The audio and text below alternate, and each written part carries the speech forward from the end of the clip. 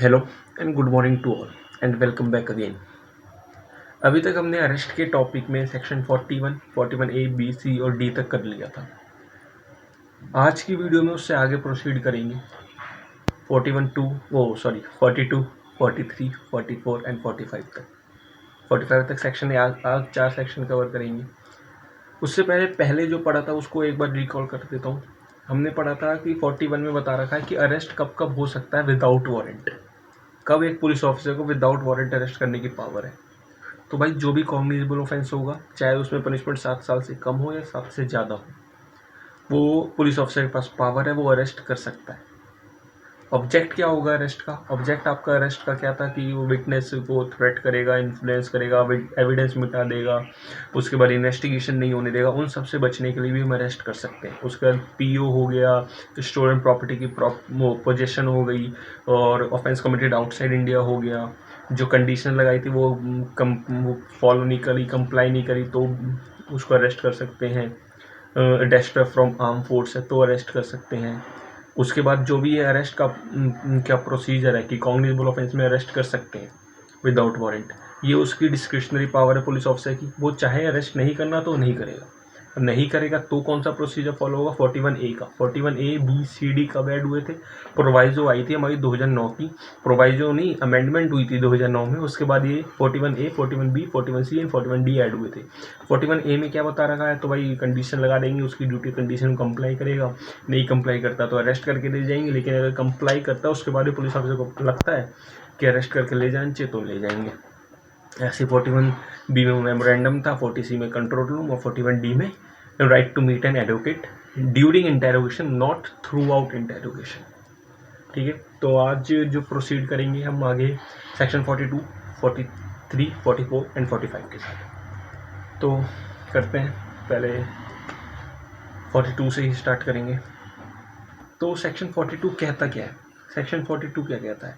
हमने 41 clause B में हमने पढ़ा था कि नॉन कॉग्निजेबल ऑफेंस है ना, तो पुलिस ऑफिसर अरेस्ट नहीं कर सकता विदाउट वारंट। एक जनरल रूल बताया था हमें सेक्शन 41 ने। 42 क्या कहता है? उस जनरल रूल के एक्सेप्शन है 42। सेक्शन 42 कहता है कि अगर नॉन कॉग्निजेबल ऑफेंस है ना, तो भी police officer without warrant arrest कर सकता है। ठीक है, अगर नॉन कॉग्निजेबल ऑफेंस है तो भी police officer without warrant arrest कर सकता है। अब क्या सिचुएशन होगी जब वो police officer without warrant arrest करेगा नॉन कॉग्निजेबल ऑफेंस में? नॉन कॉग्निजेबल ऑफेंस होते कहाँ है? अब लिंक कर लेंगे हम सेक्शन 2L।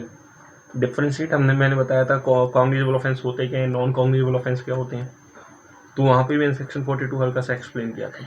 तो सेक्शन 42 कहता क्या है कि in presence of police officer, जो इंपॉर्टेंट वर्ड है वो क्या है? In presence of police officer.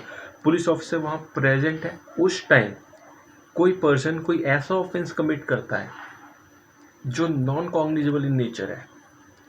Non cognizable in nature का मतलब इतना हीनियस ऑफेंस नहीं है, इतना सीरियस ऑफेंस नहीं है, तो पुलिस ऑफिसर के पास क्या पावर है? उसको पकड़ेंगे, उससे उसका नाम और एड्रेस पूछेंगे। नाम और एड्रेस वो बता देता है तो भाई एक बॉन्ड साइन करवाएंगे सिक्योरिटी का कि आपको जब जब डेट पे बुलाया जाएगा आपको आना पड़ेगा। ठीक है, और उसे छोड़ देंगे। लेकिन उसकी प्रेजेंस में कोई person non cognizable offence commit कर रहा है, किसकी प्रेजेंस में? तो पुलिस ऑफिसर की प्रेजेंस में। कौन सा ऑफेंस कमिट कर रहा है? नॉन कॉग्निजेबल ऑफेंस कमिट कर रहा है। तो क्या पावर है पुलिस ऑफिसर पे? तो पुलिस ऑफिसर के पास पावर है, उससे नाम और एड्रेस पूछेगा। बता दिया तो छोड़ दिया, नहीं बताएगा अब उससे उसका नाम और एड्रेस पूछा, भाई नाम क्या है? क्या नहीं बता रहा। एड्रेस क्या है? वो भी नहीं बता रहा। तो पुलिस ऑफिसर क्या करेगा? उसको पकड़ के जेल में डाल देगा कि भाई पहले तो अपना नाम और एड्रेस बता दे, उसके बाद जैसे एक सिक्योरिटी बॉन्ड साइन करवाएंगे और छोड़ देंगे। मतलब अगर नॉन कॉग्निजेबल ऑफेंस भी होता है ना, तो 42 हमारे सिंपल ये कह रहा है नॉन कॉग्निजेबल ऑफेंस भी हो रहा है तो पुलिस ऑफिसर के पास पावर है, वो उसका नेम और एड्रेस लेके, इसने ये नाम और एड्रेस पूछ के उसके DDI मेंटेन करके उसको छोड़ सकता है नॉन कॉग्निजेबल ऑफेंस में भी। अगर नॉन कॉग्निजेबल ऑफेंस में नाम और एड्रेस गलत बता रहा है तो पकड़ के जेल में डाल सकते हैं, और बता ही नहीं तो अब तुम्हें कितना भी रूल पता हो कि हमारा जो ऑफेंस है वो नॉन कॉग्निजेबल ऑफेंस है, हम विदाउट वारंट अरेस्ट नहीं हो सकते, नहीं भाई, तुम विदाउट वारंट भी अरेस्ट हो सकते हो। सेक्शन 42 तुमसे ये कह रहा है। सेक्शन 42 तुमसे आपका नाम और एड्रेस पूछ रहा है, आप अगर वो बता देते हो तो अरेस्ट नहीं होंगे, अगर नहीं बताते तो पुलिस ऑफिसर अरेस्ट करके ले जा सकता है। ये सेक्शन 42 कह रहा है नॉन कॉग्निजेबल ऑफेंस में भी। लेकिन अगर जिसने ऑफेंस कमिट किया in presence of police officer, वो आपका इंडियन सिटीजन नहीं, कोई NRI है, तो जो सिक्योरिटी देगा ना, जो उसकी सिक्योरिटी देगा वो कोई इंडियन होना चाहिए। ये सेक्शन 42 कह रहा है हमें। ठीक है, तो अभी तक हमने सेक्शन 42 में क्या पढ़ा कि नॉन कॉग्निजेबल ऑफेंस में भी अरेस्ट कर सकते हैं पुलिस ऑफिसर विदाउट वारंट और order. Main condition is that आपसे आपका नाम और एड्रेस पूछा, आप नहीं बता रहे तो अरेस्ट करके ले जा सकते हो। ठीक है, सेक्शन 42 हमें ये कह रहा है, सिंपल सी बात, नेम और एड्रेस पे उसने ज़्यादा इंपॉर्टेंस दे रखी है। ठीक है, अब आता है सेक्शन 43। सेक्शन 43 कहता है अरेस्ट बाय प्राइवेट पर्सन। एक प्राइवेट पर्सन भी अरेस्ट कर सकता है। कब कब अरेस्ट कर सकता है? सेक्शन 43 क्लॉज 1 में कंडीशंस बता रखी है कब कब एक प्राइवेट पर्सन अरेस्ट कर सकता है। कब कर सकता है? तो सबसे पहली कंडीशन है कि उसके सामने प्राइवेट पर्सन कौन हुआ? सबसे पहले तो प्राइवेट पर्सन कौन हुआ? Other than police officer, other than lawful authority.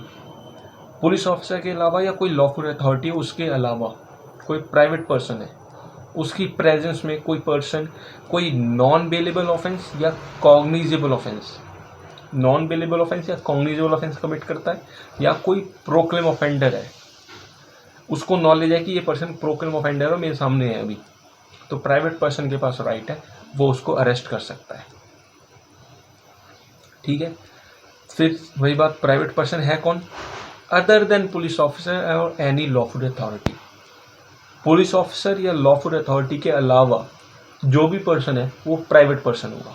ठीक है, और उसके सामने कोई पर्सन कौन सा ऑफेंस कमिट करता है? नॉन बेलेबल और कॉग्निजेबल ऑफेंस और प्रोक्लेम ऑफेंडर है वो, जो सेक्शन 82 क्लॉज 4 चैप्टर 6 में डिक्लेयर किया जाता है, तो उसको भी police office private person without warrant without order arrest कर सकता है। वैसे तो प्राइवेट पर्सन के पास अरेस्ट करने की पावर ही नहीं है भाई, आपके पास लॉफुल अथॉरिटी ही नहीं है, लेकिन आपके सामने ये दो कंडीशन फुलफिल होती हैं, नॉन बेलेबल कॉग्निजेबल और प्रोक्लेम ऑफेंडर, तो आप अरेस्ट कर सकते हो without warrant without order. Arrest कर सकते हो। अरेस्ट का मीनिंग क्या मैं बताया था मैंने? Section 46 clause 1, state of Haryana, Dinesh Kumar, कैसे कर सकते हो? ओनली टच द बॉडी और confine at a separate place, किसी पर्टिकुलर प्लेस पे लाके उसे कन्फाइन करके रख दो। और या फिर अरेस्ट जब प्राइवेट पर्सन करेगा, उसको जैसे उसने अरेस्ट किया है जल्दी से जल्दी हैंड ओवर करेगा पुलिस ऑफिसर के पास या नियर बाय पुलिस स्टेशन के पास। ठीक है, ये सेक्शन 43 क्लॉज 1 हमें सिंपल बताता है अरेस्ट प्राइवेट पर्सन कब कर सकता है, प्राइवेट पर्सन होता कौन है और कौन कौन सी जो कंडीशन जब वो अरेस्ट कर सकता है। अब 43 क्लॉज 2 हमें को एक वर्ड हमारे को एक वर्ड बताता है, वो री अरेस्ट। कोई पर्सन के री अरेस्ट हो सकता है, एक बार अरेस्ट हो गया दोबारा अरेस्ट हो सकता है। मैं इवेड अरेस्ट नहीं कह रहा कि एक पर्सन अरेस्ट हो गया था, वो इवेड मतलब अरेस्ट से बच के छूट के भाग गया, उसके बाद दोबारा अरेस्ट कर लिया, नहीं, अरेस्ट है उसके बाद अरेस्ट में ही दोबारा अरेस्ट कर लिया, ऐसा हो सकता है। तो सेक्शन 43 क्लॉज 2 हमें ये बताता है। अब सपोज मैं एक प्राइवेट पर्सन हूँ, लेमैन हूँ, मेरे को लॉ की नॉलेज नहीं है, मेरे सामने किसी ने कोई ऐसा ऑफेंस कमिट किया, मेरी सोसाइटी में लड़ाई हुई, किसी ने एक का सर फाड़ दिया, अब मैंने क्या किया, उस पर्सन को उठाया जिसने ये एक्ट कमिट किया, उसको लेके पुलिस स्टेशन चला गया। अब मेरे को नहीं पता भाई, मैं इजीली डिफ्रेंशिएट नहीं कर सकता कौन सा ऑफेंस कॉग्निजेबल नेचर का है, कौन सा ऑफेंस नॉन कॉग्निजेबल नेचर का है, ये तो लॉ पर्सन ही कर सकता है। ठीक है, अब मेरे को तो पता ही नहीं भाई, मैं तो सिंपल गया पकड़ के उसको पुलिस ऑफिसर के सामने ले आया जितना मेरे को सही लगा। अब क्या वो कॉग्निजेबल है नॉन कॉग्निजेबल है ये कौन बताएगा? तो पुलिस ऑफिसर, वो एक उन्हें लॉ की नॉलेज है, वो ईजिली डिफ्रेंशिएट कर सकते हैं कौन सा ऑफेंस, अगर ये ऑफेंस हुआ है ठीक है, इसने ये ऑफेंस किया तो नहीं, ये कॉग्निजेबल ऑफेंस है और हम इसे अरेस्ट करेंगे। तो 43 क्लॉज 2 ये कहता है कि अगर पुलिस ऑफिसर को लगता है कि जिस ऑफेंस में प्राइवेट पर्सन ने अरेस्ट किया है वो कॉग्निजेबल है, नॉन बेलेबल है या पीओ है, तो पुलिस ऑफिसर उसे री अरेस्ट कर लेगा, क्योंकि अब तक कहाँ अरेस्ट था वो? प्राइवेट पर्सन के पास। अब कहाँ अरेस्ट हो जाएगा? री अरेस्ट कहाँ होगा? पुलिस ऑफिसर अरेस्ट करेगा उसे। ठीक है, तो ये एक री अरेस्ट का टॉपिक बता रखा है। ये तो हमने वो सिचुएशन पढ़ ली कि जिस ऑफेंस में अरेस्ट किया था वो हमारा कॉग्निजेबल, नॉन बेलेबल या फिर प्रोक्लेम ऑफेंडर था, वो तो री अरेस्ट हो गया। लेकिन जब मैंने अरेस्ट किया है जब प्राइवेट पर्सन और ले जाके पुलिस के सामने रख दिया, और वहाँ जाके पुलिस कह रही है नहीं भाई जिसमें तूने अरेस्ट किया ना वो कॉग्निजेबल ऑफेंस नहीं है, ना ये नॉन बेलेबल है, ना ये पीओ है, तो क्या मेरे अगेंस्ट कोई चार्ज क्रिएट होगा कि मैंने ऐसा ऑफेंस किया, मैंने उसे रॉन्गफुली कन्फाइन किया, ऐसा कुछ नहीं।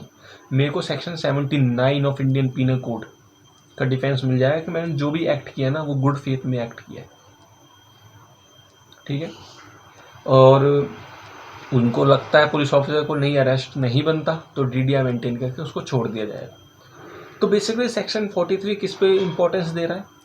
खाली right of private person to arrest any person if that particular person commit either a cognizable or non-bailable offense or either that particular person is a proclaim offender। अगर ये दो कंडीशन फुलफिल होती है तो उस पर्सन को भी without warrant एक प्राइवेट पर्सन भी अरेस्ट कर सकता है। पुलिस ऑफिसर या लॉफुल अथॉरिटी तो कर ही सकती है, एक प्राइवेट पर्सन भी अरेस्ट कर सकता है। सेक्शन 43 हमारा ये कह रहा है। अब आते हैं बात सेक्शन 44 पे। सेक्शन 44 बता रहा है अरेस्ट बाय मैजिस्ट्रेट। क्या एक मैजिस्ट्रेट भी अरेस्ट कर सकता है? तो अभी तक हमने सेक्शन 41 में पढ़ा कॉग्निजेबल ऑफेंस, 42 में नॉन कॉग्निजेबल ऑफेंस आ गया, 43 में खाली कॉग्निजेबल और नॉन बेलेबल ऑफेंस आ गया। 44 में कहते हैं कि अगर किसी मैजिस्ट्रेट के सामने, कोई भी मैजिस्ट्रेट हो सकता है, ठीक है, उसके सामने कोई पर्सन कोई ऐसा ऑफेंस कमिट कर रहा है, कौन सा, चाहे वो बेल कॉग्निजेबल हो या नॉन कॉग्निजेबल हो, मैजिस्ट्रेट के पास दोनों की पावर है, चाहे वो कॉग्निजेबल हो या नॉन कॉग्निजेबल हो, उसकी प्रेजेंस में वो पर्सन ऐसा ऑफेंस कमिट कर रहा है जो कॉग्निजेबल हो या नॉन कॉग्निजेबल हो, तो पुलिस वो मैजिस्ट्रेट ऑर्डर दे सकता है किसको, या तो किसी पुलिस ऑफिसर को, अगर वहाँ पे पुलिस ऑफिसर नहीं है, अगर वहाँ पुलिस ऑफिसर नहीं है तो किसी प्राइवेट पर्सन को भी ऑर्डर दे सकता है कि आप उसे अरेस्ट करो। प्राइवेट पर्सन को कब ऑर्डर देगा? सेक्शन 37 चैप्टर 4 सीआरपीसी का चैप्टर 4 में सेक्शन 37 ये बता रहा है कि हमें असिस्टेंस करनी पड़ेगी, हमें हेल्प करनी पड़ेगी किसकी? पुलिस ऑफिसर की और मैजिस्ट्रेट की। कब? उनकी रीजनेबल डिमांड पे। रीजनेबल डिमांड क्या है? मैजिस्ट्रेट के सामने किसी पर्सन ने कोई ऑफेंस कमिट किया है, कौन सा ऑफेंस? कोई भी ऑफेंस हो भाई, वो चाहे वो कॉग्निजेबल ऑफेंस हो या नॉन कॉग्निजेबल ऑफेंस हो, ठीक है। तो सेक्शन 45 सिंपल क्या बता रहा है कि मैजिस्ट्रेट भी अरेस्ट कर सकता है किसी को अगर उसकी प्रेजेंस में, उसकी लोकल जुरिडिक्शन में, उस एरिया में, उसमें वो मैजिस्ट्रेट जो वारंट इशू कर सकता है, ठीक है, उसकी लोकल जुरिडिक्शन में कोई पर्सन कोई उसकी प्रेजेंस में ऐसा ऑफेंस कमिट कर रहा है जो कॉग्निजेबल हो या नॉन कॉग्निजेबल हो, दोनों नेचर के ऑफेंस में, तो मैजिस्ट्रेट ऑर्डर दे सकता है किस किस को? पुलिस ऑफिसर या फिर प्राइवेट पर्सन, कि आप उसे अरेस्ट करो, ठीक है। प्राइवेट पर्सन कहाँ बाउंड हो जाएगा? चैप्टर 4 सेक्शन 37 में, क्रिमिनल प्रोसीजर कोड में, ठीक है। अभी तक इतना समझ आया। सेक्शन 41 पहले कर लिया था, 42 में हमने एक्सेप्शन कर ली नॉन कॉग्निजेबल ऑफेंस वाली, 43 प्राइवेट पर्सन, दो कंडीशंस थी, 44 में मैजिस्ट्रेट आ गया कि दोनों ऑफेंस में कर सकता है। अब बात आती है सेक्शन 45। सेक्शन 45 अरेस्ट की बात नहीं करता, वो एक प्रोटेक्शन देता है आर्म फोर्स को। कोई भी पर्सन जो आर्म फोर्स का, आर्मी में है, नेवी में है, एयरफोर्स में, उसको प्रोटेक्शन देता है कि उसने कोई ऐसा एक्ट कमिट किया है वाइल डिस्चार्जिंग हिज ड्यूटी, अपनी ड्यूटी पे उसने कोई ऐसा एक्ट कमिट किया, अपनी ड्यूटी के टाइम पे उसने कोई ऐसा एक्ट कमिट किया है जो पनिशेबल है, तो हम उसको डायरेक्ट अरेस्ट नहीं कर सकते। सेक्शन 45 हमें ये कह रहा है।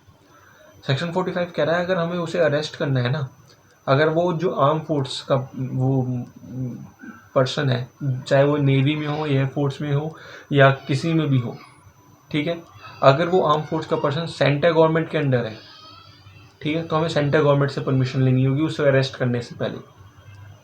और ऐसे ही अगर वो आर्म पर्सन अगर स्टेट गवर्नमेंट के अंडर काम करता है तो वो हमें स्टेट गवर्नमेंट की परमिशन लेनी होगी उसे अरेस्ट करने से पहले। तो बेसिकली क्या पता लगा यहाँ पे कि जो आर्म फोर्स का वो होता है ना, पर्सन होता है, हम उसको विदाउट वारंट या ऑर्डर अरेस्ट नहीं कर सकते। और सबसे पहली बात, वो कोई भी ऑफेंस कमिट करे, हमें उसको अरेस्ट करने से पहले उसके सेंटर गवर्नमेंट या स्टेट गवर्नमेंट, जिस गवर्नमेंट के अंडर भी वो काम करता है, हमें उसकी परमिशन लेनी होगी, उसके बाद उसे अरेस्ट कर सकते हैं। सेक्शन 45 हमें ये कहता है, ठीक है। और कोर्ट कॉग्निजेंस भी नहीं ले सकती उसके ऊपर विदाउट परमिशन।